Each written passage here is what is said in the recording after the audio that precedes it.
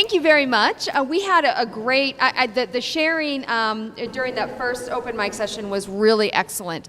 And those are the types of concerns that we want to make sure get heard in policymakers' offices, whether they happen to be in Washington, D.C., the state capitol, or the boardroom. So thank you very much.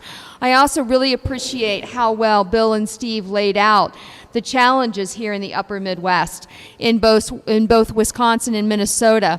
And so our next panel is actually going to explore some of the new and innovative ways and pathways that are being developed to solve those access challenges in rural America. So Minnesota is a great opportunity. It's a great location to talk about some innovative approaches and partnerships that are happening here that actually get to that, solving that issue of quality access. So today I have, or this morning we have 3 panelists to tackle that exciting issue. Danna MacKenzie, since 2014, has served as the Executive Director of the Minnesota Office of Broadband Development. It's responsible for broadband planning and policy development statewide. In this role, she oversees a portfolio of $85 million in broadband infrastructure, investments across the state, and works with the governor, legislators, providers, and communities to help inform and guide the adoption of effective state broadband policies. Danna's not new to this area. She has 23 years of experience working with internet providers and communities on broadband issues.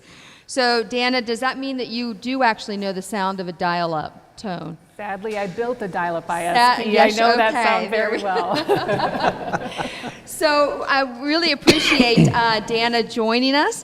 Kristi Westbrock, congratulations are in order, was just recently promoted to Chief Executive Officer, General Manager at Consolidated Telephone Company, and has been with the Cooperative since 2007.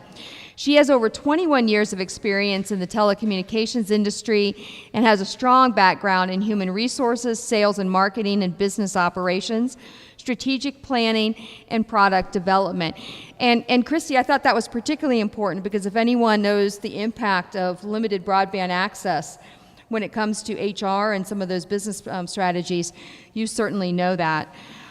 She also has her Senior Professional of Human Resources and Senior Certified Professional accreditations, and was named the Lakes Area Human Resources Professional in 2006. So we're really excited to have Ms. Westbrock here this morning. She has been integral in that cooperative development and partnerships with new opportunities at CTC in the past 7 years. Our third panelist, Brian Zelenak. Brian has over 28 years of experience in the utility industry and has a broad understanding of and experience with energy policy issues. For the past 2 years, Brian has been the CEO of Mille Energy Cooperative, located outside Aitkins, Minnesota, and serving Aitkins, Mille, and parts of Crow Wing County.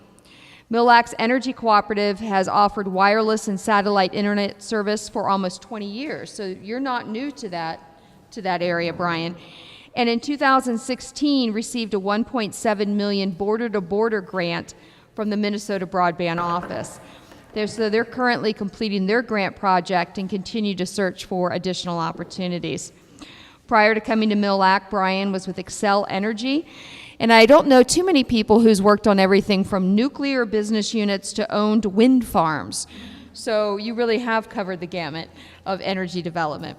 So please help me welcome our 3 panelists for our second session here to talk a bit about innovative approaches. So thank you.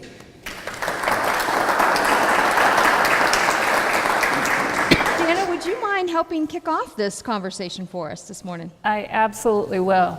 Don't mind at all. And thank you to the organizers for choosing to come to Minnesota. We really appreciate the effort that you all have made to come here, learn a little bit about the Minnesota story, invite us to provide input into your process, and really just hear from the folks in this room. So we absolutely appreciate that, as well as having the opportunity to learn firsthand from you all what's happening at both the national and federal levels that are going to help us towards the goals that so many of us in this room are working on.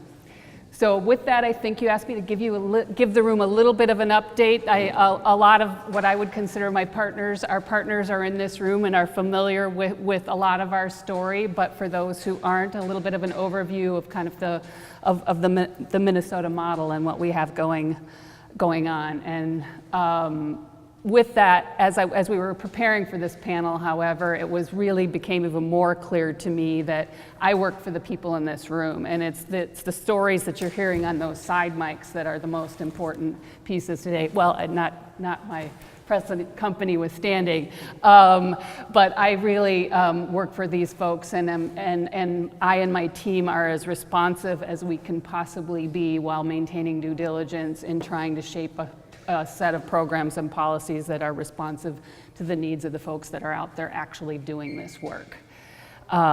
So with that said, I've got a couple of prepared remarks, but my favorite piece is the Q&A. But this keeps me on track to make sure that I catch most of the details. So again, we all work together to create what we've got going on here in Minnesota, which and worked with from the 117 broadband providers that we have here, most of whom are engaged in rural broadband in some form or another, to the vocal citizens that are skilled at articulating their needs and making their voices heard, to the engaged elected officials that are willing to get in and help close the gap and solve the problems and work on the challenge with us. I was energized when I heard that the tour's theme was partnership, because I think that is the common thread through all of what we do here. We really focused on and embraced the concept of partnership in all of its forms as probably our most effective way to leverage all of the resources we had available for moving the ball forward in as quickly a manner as possible. So we felt that the theme that you had picked for this really resonated with us well. We are supporting partnerships between foundations and communities, providers and townships, providers and their local governments, regional economic development groups and providers, telcos and electric co-ops, tribal communities and the USDA, broadband cooperatives and their member communities, just to name a few of the partnership styles and types that we have been blessed to be involved in. We are obviously bullish on the concept of partnership being a big part of the answer. Minnesota is making progress on extending broadband access to rural areas. I heard a lot of familiarity to what Bill shared earlier. We are up to 91% of all homes and businesses with access to a wireline 25/3 service, and 74% with access to 100 by 20. And these represent the state statutory speed goals that are set in statute for 2022 and 2026 respectively. That said, we all know the reason we're in this room is we're facing the last most difficult percentage to solve, and so it's going to take everyone in the room to get that done. Our executive sponsors were most interested in getting that first step of the broadband challenge, which is what we've been talking about this morning, is the infrastructure, getting the infrastructure into places where it hasn't previously or needs to be upgraded. And really our executive sponsors at the state are kind of have helped us be laser focused on that issue. So I would say that is almost our unwavering singular focus here at the Office of Broadband Development where I serve. Given that context, I would just take a quick minute to kind of the major elements of the Minnesota framework, because I think it's been cited in over 18 other states have used it or elements of it in developing their models. It's getting some good attention as being one of the configurations or components of that is working for a lot of different states. So with that, there's about 4 or 5 different pieces to what we have here. And I would first just highlight the broadband task force that the state has had in place since prior to 2008. And again, someone else talked about this being nonpartisan. That's been led by both parties at different times. And so that's a space that I and my team and just about everybody we work with appreciates working in that environment. It makes it a good and fun thing to be working on. This group consists of representatives from technology business sectors, local governments, tribal interests, schools and libraries, and a number of other rural organizations. They spend their year examining various elements that impact the broadband landscape in Minnesota, and then they roll that up into a set of recommendations that are offered to the governor, legislators, and agencies and other organizations to be considered for implementation either through legislatively or administratively. And so that piece has really helped set the course and the direction of what's happened in Minnesota over the last many years. The first significant piece of our policy stack came when the legislature picked up a recommendation from that group to put a set of broadband goals into statute, which I just talked about. So I really highlight that because it is not sexy at all. It was actually pretty quiet in a lot of ways because all it did was set some a goal in statute that the state had some speed goals that they wanted to try and attain, along with some competitive goals, both nationally and internationally. But what it did was put the flag in the ground that this administration and everyone involved, the state has a stake in the game around that issue. And I'm going to break protocol for a moment here. Absolutely. And just ask, that seems like such a critical part, I mean, as you've just emphasized. How many other states also have statutory goals you know of? I don't have the number. Okay. I don't have the number, but I know it's not all of them because, again, when I talk about those 18 states plus that we've talked to, a majority of them want to dig into that a little bit further about what our experience was in that regard, and so this is maybe new thinking. The other thing that's nice about it, as many of you know, one of the luxuries Minnesota had is we had a state surplus, which made it much easier to actually dedicate funding to this initiative.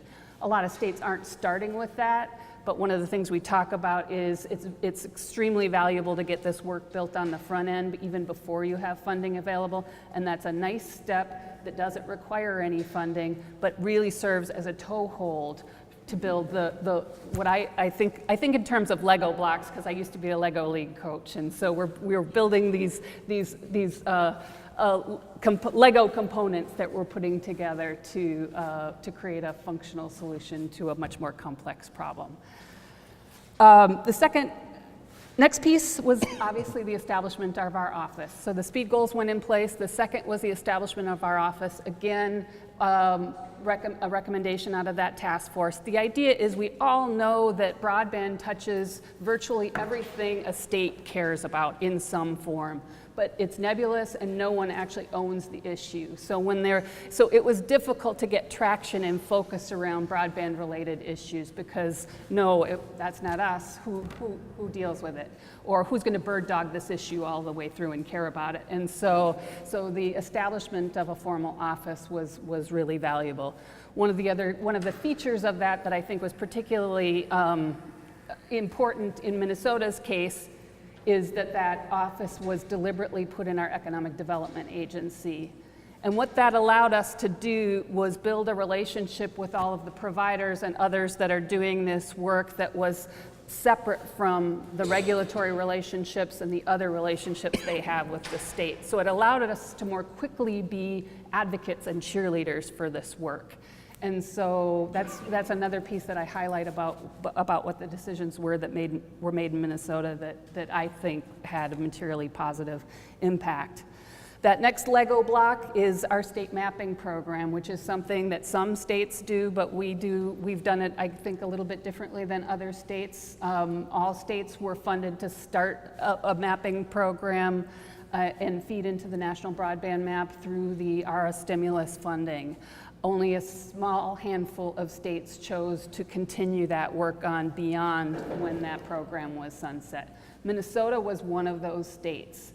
And we have found it extremely valuable. We have worked with all 117 providers and we gather data annually. And the two two benefits that we get from that state-driven mapping process is we have been able to work with the providers to find a mapping program that works for them as well as us for the vast majority. And so we are able to have data that's reflected about a year newer, fresher data than what's publicly available with the 477. We also represent our data at the service level territory rather than the census block boundary. So what that allows us to do is make more informed funding decisions along the margins and along the edges, which I believe is where the Minnesota program brings its unique value to the landscape of everyone who's contributing to the solutions of this problem. So again, and it also gives us a platform for reflecting the consumer voice in the data. We're able to do that more effectively at the state level. And it also gives us a platform for telling the positive stories about private investment that's happening around the state. For instance, we track the gig-capable cities in Minnesota, and we're able to talk about that more, again, using that mapping information.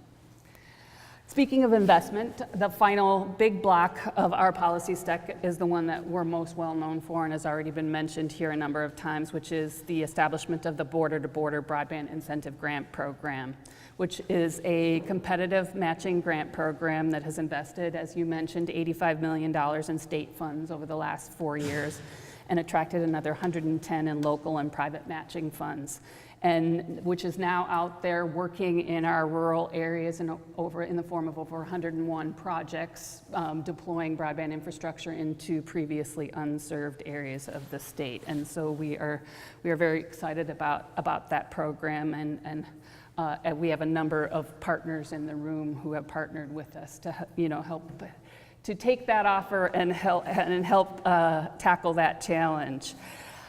I'm going to wrap it up, and hopefully we'll get to more in the Q&A, because I can talk for hours about this subject. These really are the elements. We're deliberate about keeping it simple and high level rather than a rigid state plan. I regularly am asked, where is the state broadband plan? What I've seen in other places is that plan that a lot of people put a lot of time and effort in gets put on the shelf, and a lot of feel good, we got a plan, but we didn't actually get anything deployed, or it's almost we could have better used that energy towards actually getting stuff in the ground and in the air. And so what we've done instead is really invested in this flexible, simple framework that we can respond to both political changes and technology changes and resource changes as they come about. So that's really why we kind of focus on that pretty simple framework. Just to close by circling back to the partnership focus, because talking a little bit about what we've learned. We've learned a couple of valuable lessons about partnership, I think, in our last 4 years. The best way to plant the seeds of partnership and to support their growth is not to be prescriptive in how a partnership should be defined. We learned at the beginning that if there was preconceived notions about what was required to be called a partnership, there was a whole group of people that we weren't ever going to get to the table. So one of our first things was, don't predefine a partnership. Let the people who are going to potentially be part of that partnership define what it looks like.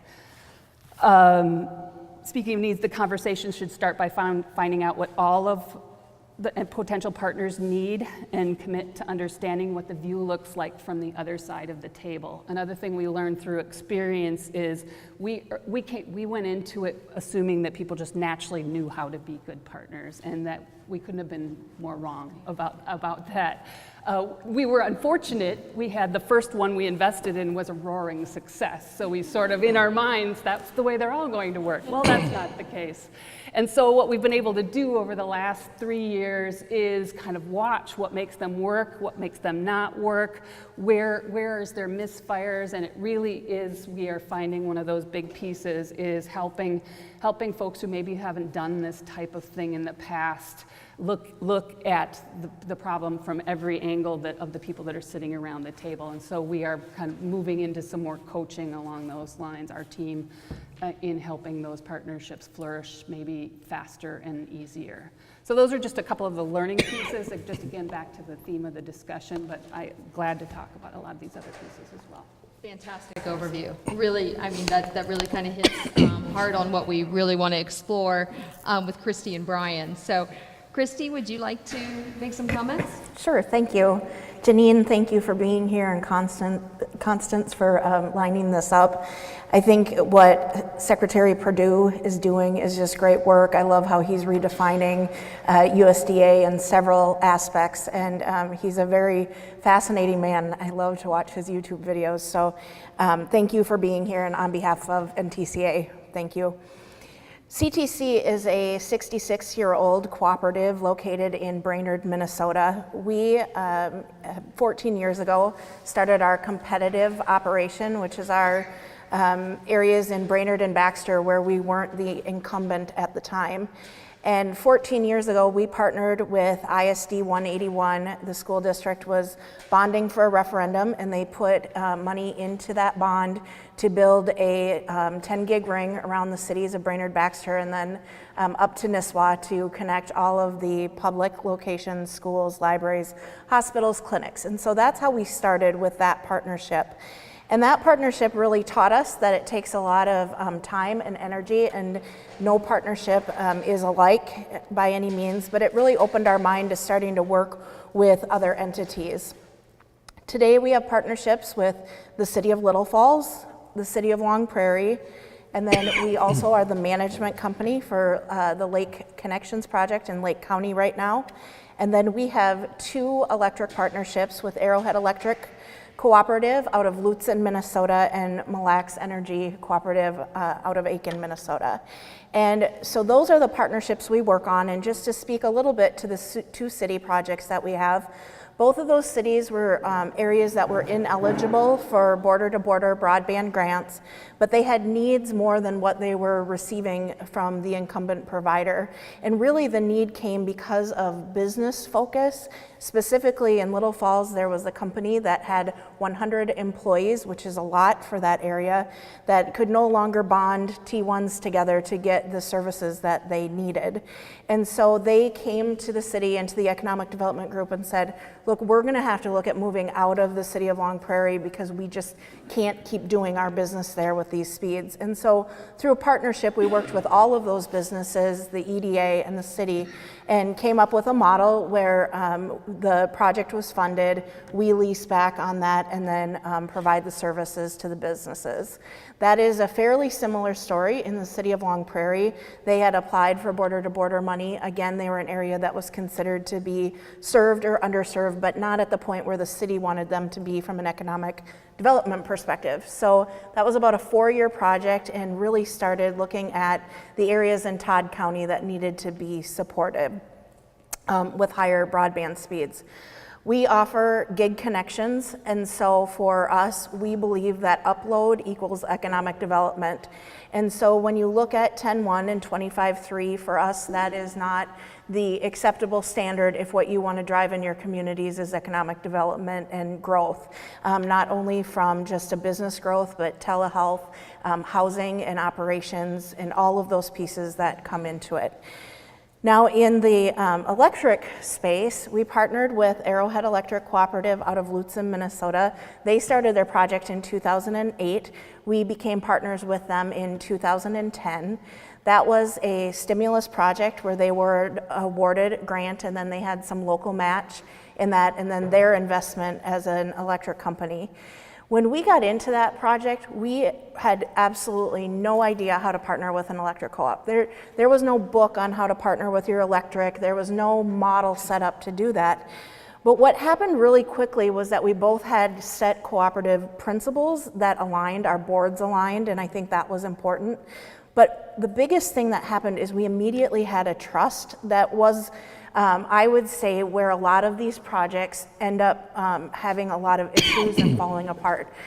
If that trust does not exist, that one provider isn't going to get more than what the other provider gets, or that type of situation, or it feels like this is just a business deal, they then start to fall apart, and they don't end up being in a good spot. And unfortunately, we've seen that happen with CTC, and we've also seen the success when that can take place. With the two electric projects that we have, Arrowhead and then the Mille project, and I'll let Brian talk more about his project. But what we do is we end up having a service agreement and an operating agreement with those, and we actually end up being kind of all the back office and all the back service. So in Lutzen at Arrowhead, it looks like True North Broadband to all of their membership there. And we answer the phone True North Broadband, we service them as True North Broadband, but all of those calls are actually taking place and being generated back at CTC in Brainerd. There's a couple of really exciting things about that. One is for our regional growth, we've added about 6 jobs because of the partnerships that we're doing.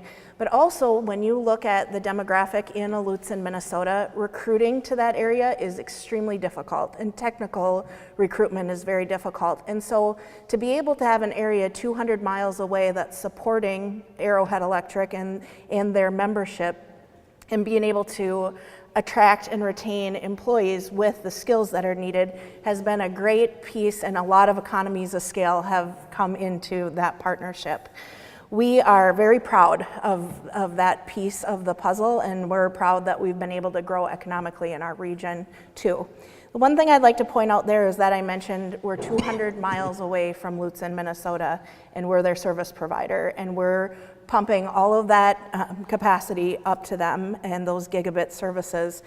I think it's so important that we recognize that you don't have to be next door to partner. Is a next door partner great? Absolutely, but you can look outside of that next door piece and really figure out some things that can work for those areas that are extremely unserved. I know Steve and the townships, we spend a lot of time talking to those townships about how we can partner and how we can do different things and come to the table. The other piece for us is we've started working more on a national scale with other companies that want to get into these electric co-ops, and we're consulting with them of how you build that to work and how you build that business to work for them. And we don't promote this in areas where we're overbuilding networks or where there's already federal funding coming in. This is areas that are truly unserved, and the incumbents that are in that space maybe aren't going to invest, or we haven't seen that level of investment. To close, I'd just like to talk a little bit about the $600 million the pilot project that's coming. First of all, we're thrilled about the idea that there's going to be another grant match type program available, and we're excited with the partners getting to put their voice into that. Again, we feel strongly that we shouldn't overbuild networks, and that we should really be looking at how that money is used and funded. We are a proponent of giving higher points to the telcos that are the partnerships that have a telco partner in it. This is a different line of business, and it is very important that if a municipal or a power electric company is going to get into this, that they have the expertise and that piece from an existing telco. And we feel strongly about that because we've seen those projects that haven't worked because they didn't have the experience. And so we do feel strongly about that. And then we also want it built right the first time. And as I said, we believe the upload is economic development. And when rural electrification was built, they didn't say this dairy farm is only going to get 40 amps of service. They said we're going to build this thing so that that electric service is there for the future. And we hope that this $600 million can be allocated that way. Thank you. Great, thank you very much, Kristi. It's very exciting what you've been doing. Brian, tell us a little bit about Mille and what you all have been up to. Okay, well, first I'd like to thank everyone and thank for the organizers. This is a very timely and important topic, near and dear to us. I started at Mille almost 2 years ago. My very first day on the job was the board meeting. At that board meeting, our technology expert, Stacy in the room, presented to the board a partnership with CTC, and they voted on pursuing this broadband grant. So with my 28 years experience in the electric industry, welcome to broadband and telecom industry. So Mille is about 75, 80 years old, and we serve approximately 15,000 electric members in central Minnesota, basically all around the Mille Lake area. and north of there a ways. We've got about $68 million in electric equipment and about a $30 million a year electric co-op. Bill talked a little bit about the line miles. We've got 2,000 miles of distribution line and about 7 members per mile of line. That density makes cooperatives really stand out from an investor-owned utility or a municipal. Across the U.S., co-ops, electric co-ops serve 42 million people, but 88% of the distribution lines are owned by the electric co-ops. In Minnesota, there's 43 electric co-ops serving almost 2 million of the 5.1 million people. And actually, the distribution co-ops in Minnesota own almost 4 times the number of distribution miles of line as Xcel Energy, and almost three times that of all the investor-owned utilities combined. So for a co-op where we have about 7 members per mile, an investor-owned utility would have about 32 members per mile, and a municipal utility would have about 48 members per mile. If you look back to the New Deal, the reason the electric co-ops were developed, it was not cost effective to extend electric service to the rural areas of the United States, thus the advent of the Rural Electric Administration. Since we're owned by our members, we're not profit driven. The margin that we make, that we do not need to go back into the investment to serve our members, is actually returned to our members in the form of a capital credit. And that really sets us apart from other providers. It's not saying it's good, bad, it's a different business model, therefore we view investments in ROI differently than some of the other business models. Mille got into the business of offering internet service years ago, 15, 20 years ago. At one point in time, we had almost 5,000 on dial-up. Those numbers have dwindled.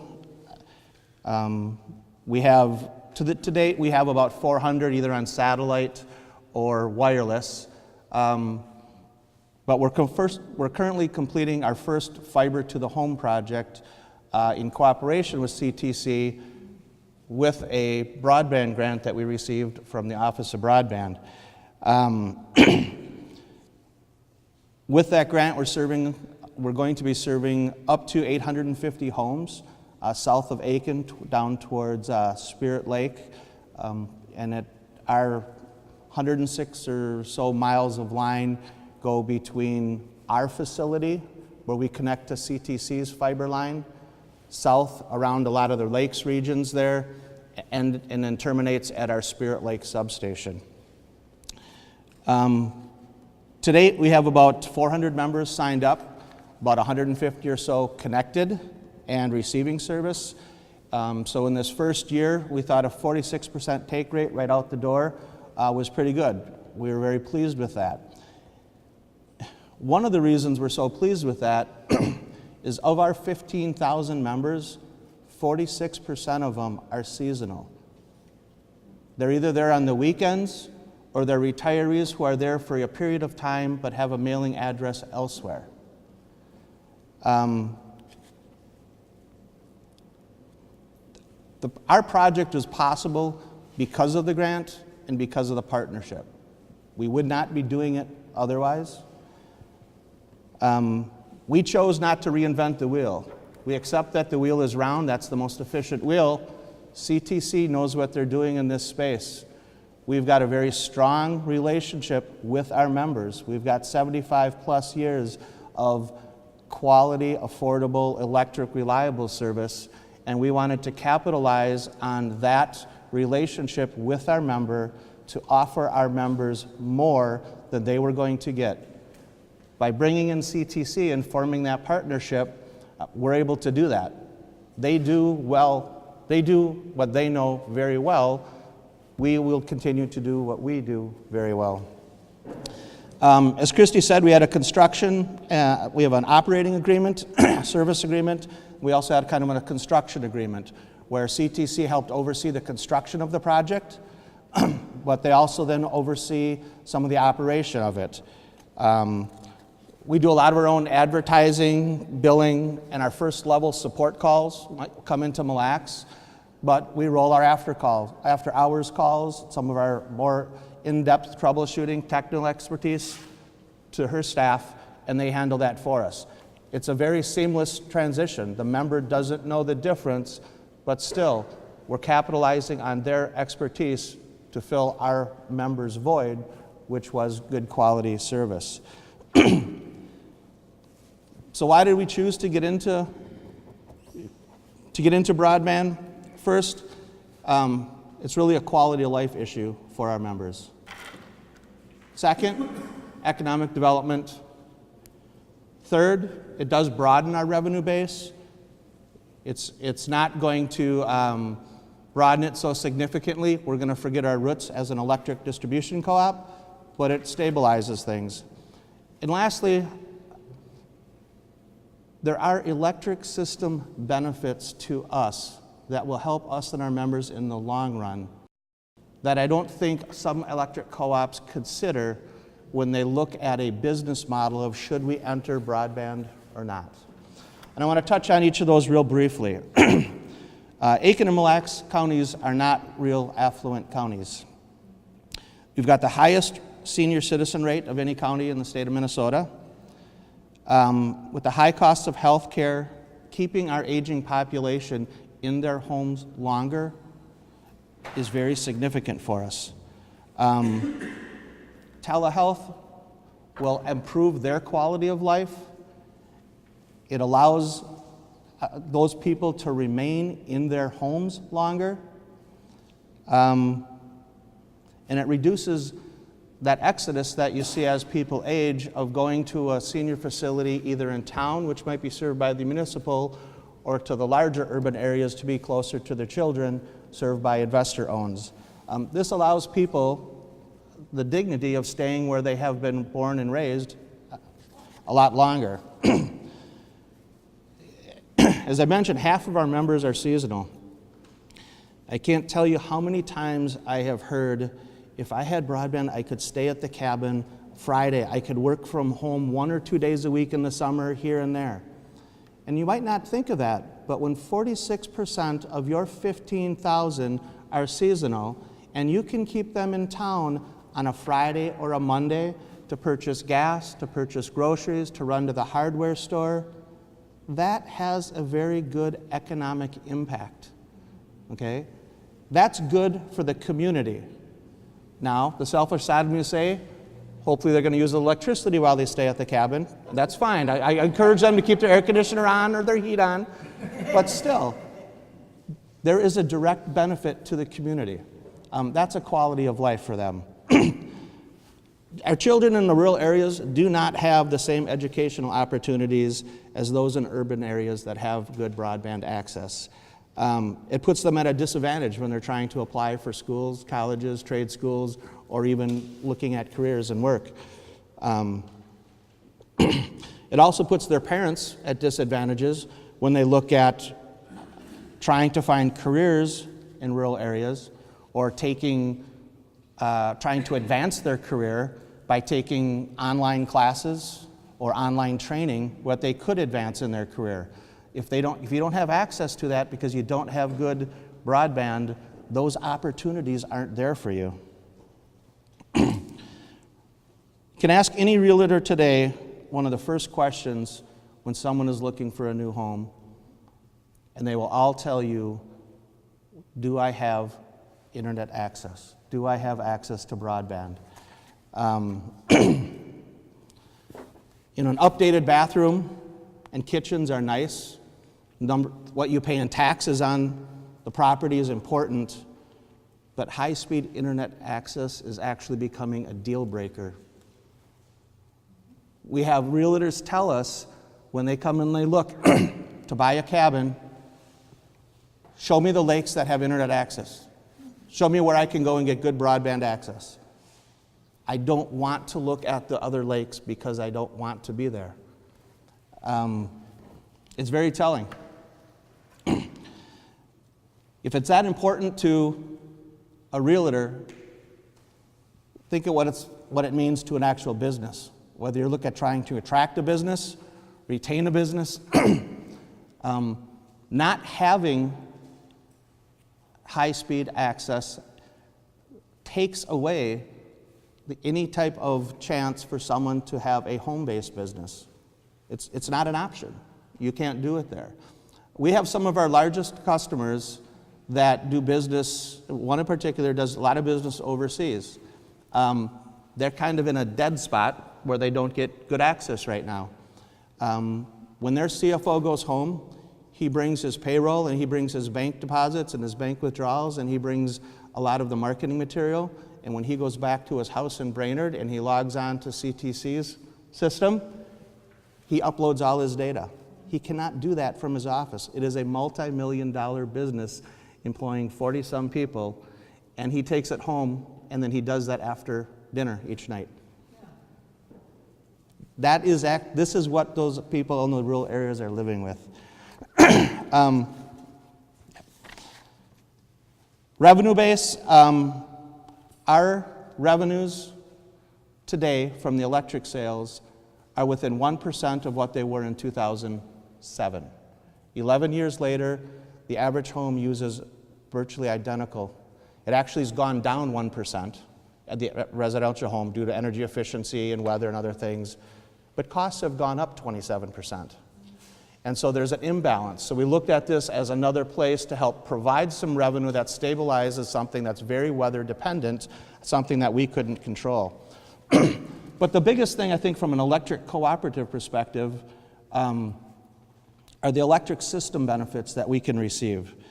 The monthly subscription for internet service from the member is nice, and that's icing on the cake. But it's not the primary driver. Neither is the quality of life. You need to add both of those to the electric benefits. Where we have fiber from our facility to our substation, we will be able to control all the reclosers, all the cap banks, all the voltage regulators from the office. We can do firmware updates to those pieces of equipment without dispatching an employee in a truck to drive 30 miles to that piece of equipment. Our fiber to our substations will be the backbone so that all the automatic meter reading, the $6.5 million investment that we're making over the next 2 years, all that data on a 7-second interval will get transmitted wirelessly to the substations. It will use that fiber backbone from every substation to bring the data back to Mille, and we can analyze it. We can look at temperatures of equipment. We can look at the pressure of equipment. We can do preventive maintenance. If we see the pressure changing or the temperature increasing, we know there's something wrong. We can dispatch someone to go out there and check that equipment and repair it before it causes an outage, and we can take care of it before it's a real issue. For us, that's a huge component of deploying our broadband in our service territory. So when you look at the partnerships, first and foremost, we're an electric cooperative and we're going to remain electric cooperative, but the economic development aspect isn't there without the broadband. We're not going to see the electric growth without the broadband, and we can manage our costs on our electric side of the business by getting those efficiencies that the broadband will help us provide. We're not going to reinvent the wheel. We're not going to duplicate the staff and compete, but we look at a partner like CTC to bring that knowledge and work together so that both of our business models as co-ops are very compatible with each other, and the partnership that we've put together works well. I don't know how it would work if you weren't two co-ops and you have those same principles that you follow, but the fact that we're thrilled with how it's been working, and we're looking forward to expanding it to other areas of our territory. Fantastic, thank you. These are the types of partnerships that I think are so exciting, and one of the things that I wanted to ask a couple folks from our audience is that we've actually have some folks here with us that have, because they're connected with cooperatives, both CFC and CoBank, because they're connected.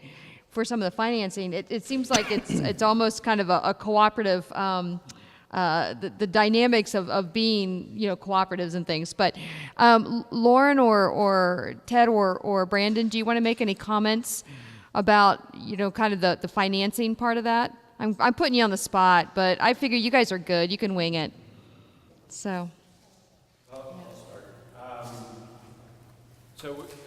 So is your question about specifically this kind of financing? Yeah, well, and how do you all see the financing piece when you have a partnership, these kind of unique partnerships like we see with Brian and Kristi, and then the financing part? I know that the grant helped Brian, but just trying to find the dollars to do some of these kinds of expansions and partnerships. Sure. Oh, sorry. Yeah, I'm sorry. My name's Ted Kerner, and I run the communications lending group at CoBank. So, and just 2 words about that. So, there's 19 of us that cover all the United States, and we lend to telcos and other parts of the network. We lend to cable companies, wireless companies, fiber transport, and data center companies. So it's a tricky question because it is complicated, and I think Kristi hit on some of the very key points that you have to be careful how you finance these things, because number one, it's like the first question is, why isn't there a service out there? I mean, there's lots of people that would are capable of providing that service. There's the reason they're not doing that, and usually that's the economics behind that.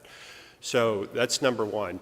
And number two is you don't want to provide funding when it's already being provided by somebody else. It may not be as much as somebody would like, but that's not a necessarily reason to go in and do an overbuild. So we are careful about that. We're careful about stepping on the toes of people that are already there.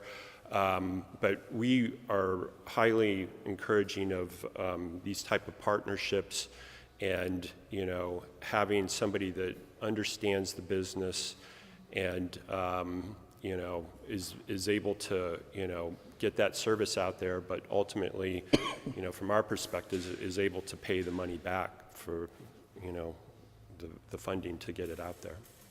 Thank you. I was just kind of curious about that because when you guys are talking about this isn't a low-cost venture that you all are doing. So, Brian, you had some comments on that? I just want to add to that. Yeah, we borrow through Rural Utility Service under USDA for our electric, and we've got a $15.5 million work plan into them for our electric side, and you can fund technologies on the electric side of the business as long as they're going to what's called smart grid activities, which is what I was talking about with how we could save money as an electric co-op.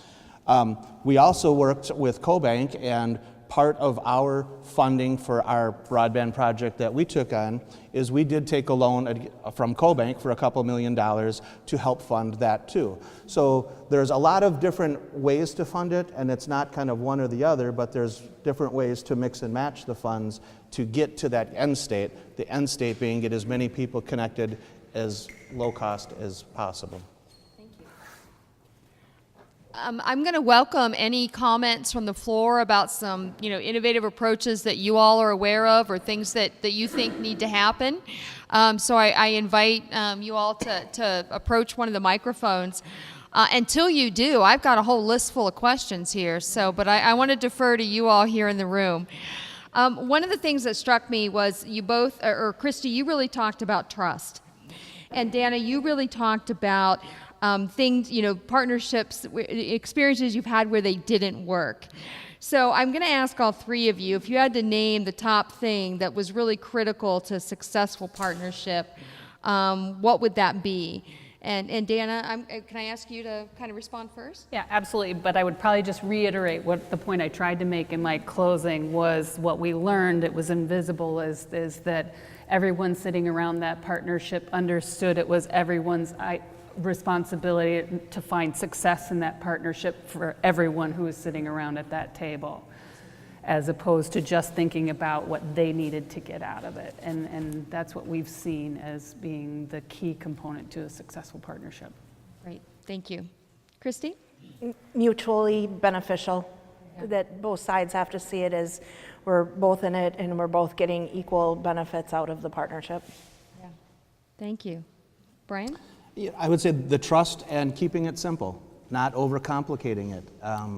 We've got a great trust with CTC, working with them, but like I said, we're not going to reinvent the wheel. We're going to respect that each of us are experts in our own areas, and that trust allows us to move forward, I think, at a better pace and without some of the baggage that might happen on other projects where that trust isn't there. Yeah, and what seemed to be really also, what struck me when you were both talking, was a little bit about keeping that end customer in mind in what you're doing, and so I thought that was a very interesting thing that I kind of pulled out of that as well. We have a comment and question over here. If you'll reintroduce yourself for the record. Barbara Dreher Klein, I'm from Leesburg County, and thank you for your technical assistance on our current project.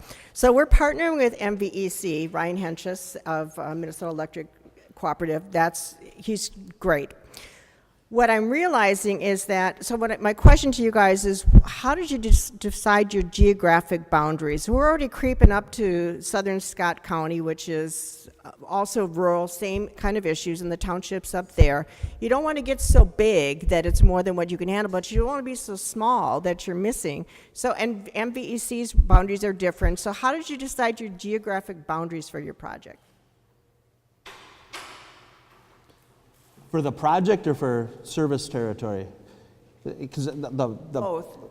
the Minnesota Public Utility Commission maintains a map and has the maps of the electric, who serves what electric service territory. And there's a challenge process to go through if someone wants to serve a certain area and actually that geographic location belongs to a different electric utility. For our project, we looked at a number of places within our territory, and we looked at the density of those projects, but we do it a little bit differently than some of the other entities, is when we picked a geographic location, we spec'd out service to everyone in the geographic location. So we said there's going to be some winners in there and there's going to be some losers. This road might have a density of 12 or 15 members per mile, and that's good for the project. These two roads only have 3 members per mile. We're not going to create a Swiss cheese, as some providers do, and leave those off our bid. We're going to provide and we're going to serve this entire geographic area, and our next project will serve the next geographic area. We really get into a concern long term when you have different pools of money to start asking for funds for, and some entities will pick the road with 12 members per mile and not pick the one right next to it, that 9 members per mile, because it doesn't meet their business model. As a cooperative, we don't do that. All our members are equal. We want to get it to all of them, and so it's just a matter of which ones that we can get it to first. I would say for us, we were the recipient of 2 Minnesota border-to-border grants where we focused specifically on townships. And the first township we focused on was Fairview Township, and the reason being is that the emergency services needs in that county were extremely subpar, and so that drove us to that geographic area, and then we built our boundaries around that. The other one was one that we call our virtual highway project, and that was getting south of the Brainerd Lakes area into Fort Ripley Township. And in that township, we heard from a lot of students, and so that was really an education push. High populated family areas, a lot of farms in that area that weren't getting connectivity, and so that was the look there. And then just as Brian said, we have that modeled out to continue to grow on as funding becomes available. Yes, question over here. Yes, my name is Kenny Sharon. I'm from South Dakota. Might be the only one in here from South Dakota. I live in Mitchell, South Dakota, home of the Corn Palace, if you ever drive down 90. Great place. Yes. So anyway, I'm here representing and making folks aware of a resource that might be helpful in your communities. I work with SDSU Extension, the Cooperative Extension Service and every state has a land-grant university with Cooperative Extension Service. The Cooperative Extension Service does have capacity and we're building more capacity and helping communities with broadband issues, anywhere from awareness to organizing, policy, to diffusion. Extension is best known for cows, corn, and 4-H, right? But if you think about the core principles of that extension model, it was the diffusion of technology into rural America. Well, this is technology in two ways.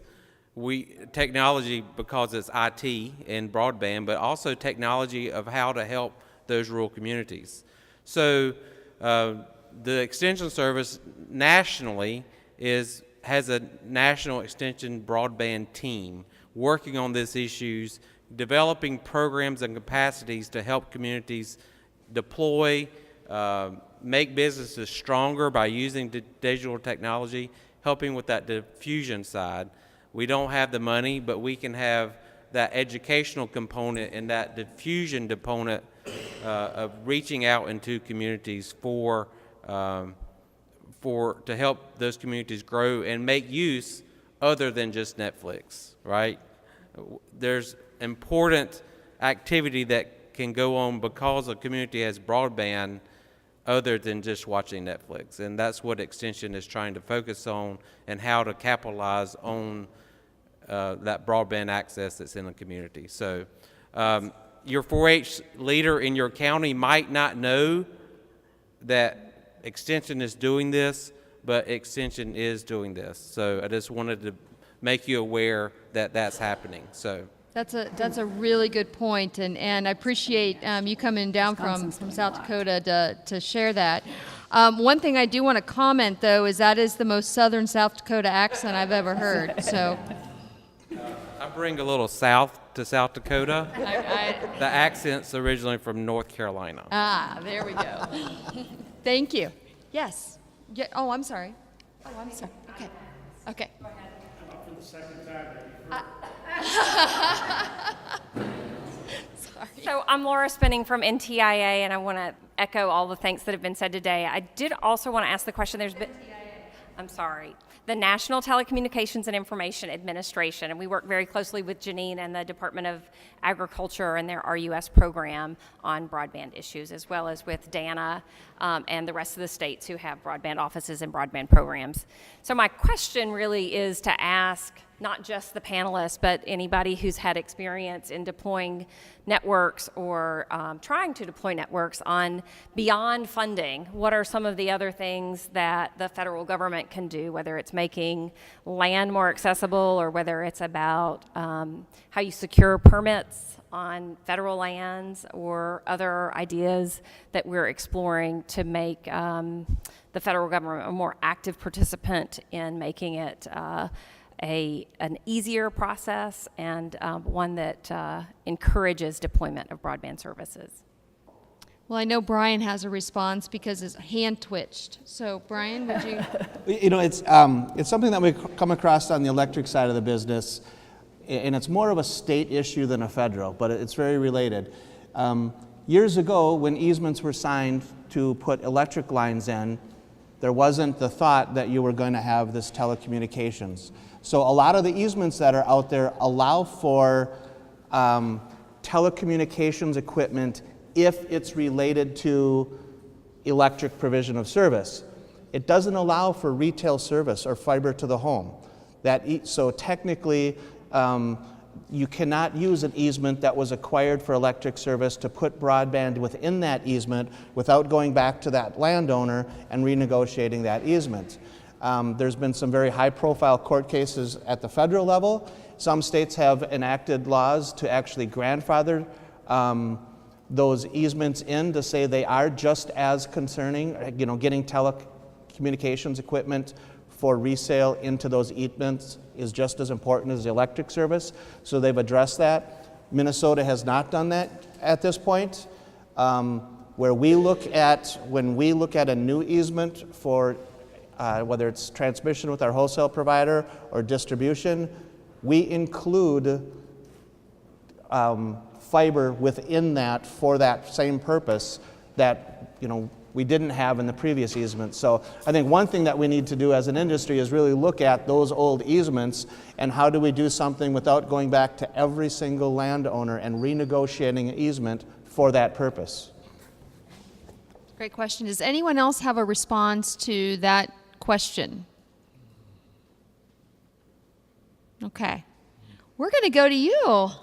Thanks for your patience. No problem. Bruce Miller, Minnesota Farmers Union. Welcome to our colleague from the West, South Dakota, and mentioning the Corn Palace, of course, prompts me to say that the Minnesota State Fair just came out with their new foods listing, and which is a very coveted kind of an honor to get, and it's always a much appreciated and awaited. Well, just come on up to the Minnesota State Fair. Minnesota Farmers Union is on the list of a new fair food again this year. Does it have e-connectivity at the It's fairgrounds? the State Fair actually has great connectivity throughout the fairgrounds. My question is the same one I posed earlier. As you've looked at in very interesting presentations, but are you looking at affordability as well as connectivity out there as you've drawn the plans up and as you've expanded and you've done what you've done? Because that affordability continues to be an important factor, just as electricity was, just as telephones were, and now the internet. And what have you done about that? What are you doing about that? What needs to be done about that?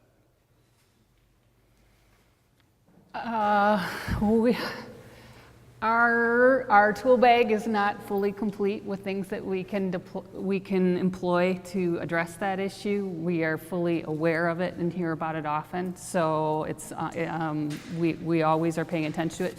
Two pieces that we are able to use is with our grant program. We have adopted, and I think we originally got that from some federal definitions, that affordability is part of the definition of access. And so we take a look at that when we are assessing the grant applications that we receive. And there isn't a good, there's only one benchmark out there right now, and that is the federal urban comparability rate study that they do once a year. And so we actually use that as our tool for establishing the ceiling of rates. And so we've actually used that as a tool to put downward pressure on some of the pricing that comes into our grant program. The other piece is, and unfortunately it's a little bit in limbo land, is the other tool we have to use it from an affordable. Well, I should mention one more thing with the grant program. We actually also award extra weight for any application that comes in with a low income program to serve the low-income folks in the grant area. So that's a second leverage point we have. The other tool we have available to us that we've assessed over the last 2 or 3 years, 4 years, is the Lifeline program, and making sure we are fully maximizing and utilizing that. Unfortunately, it's not completely clear on what the future of that program is and where it's going, so we haven't stuck ourselves out there too far with promoting its use. We've done some interesting pilot programs we've got a couple of tribal areas in Minnesota that are fiber to the prem, so we've actually done pilot programs with the providers in those areas to see if we can amplify adoption, because those areas have access to some additional support. But we really have largely paused because those are the tools available to us right now in that space. We have time for one more comment from the floor. Thank you. I'm Jim Beatty with BevCom, and I've been curious about this affordability argument for a long time. In 1998, we